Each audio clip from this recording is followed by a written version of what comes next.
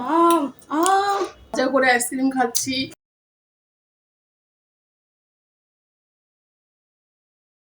বাইরে বেড়াইতে গিয়েছিলাম, বেড়াই এসে খুবই গরম লেগে গেছে, তো এই যে আইসক্রিম নিয়ে আসছি, ললি আইসক্রিম। এখন আমরা সেই ললি আইসক্রিম গুলি খাবো। চলো, গান গাচ্ছ সন্ধ্যা? মনের ফুর্তিতে খুশিতে ঠেলাই। সুন্দর একটা গান গাও, শুনে দেখ। সুন্দর একটা গান গাও সন্ধ্যা।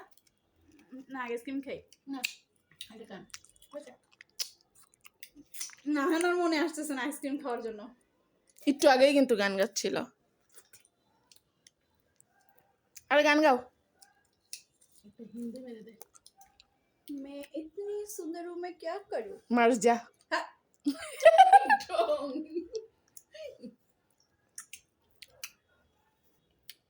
माँ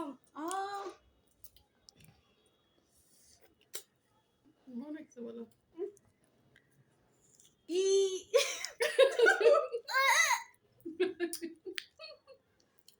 তোমাদের গাইস, আমরা মজা করে আইসক্রিম খাচ্ছি। Cheers cheers.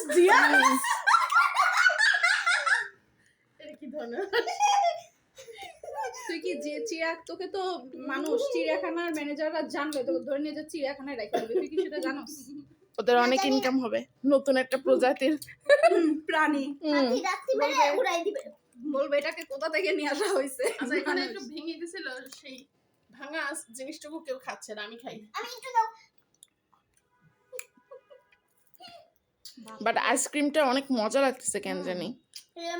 কারণ গরমের মধ্যে ঠান্ডা ঠান্ডা আইসক্রিম কিন্তু অনেক ভালো লাগে। থাক, আমি আর কিছু বললামই না।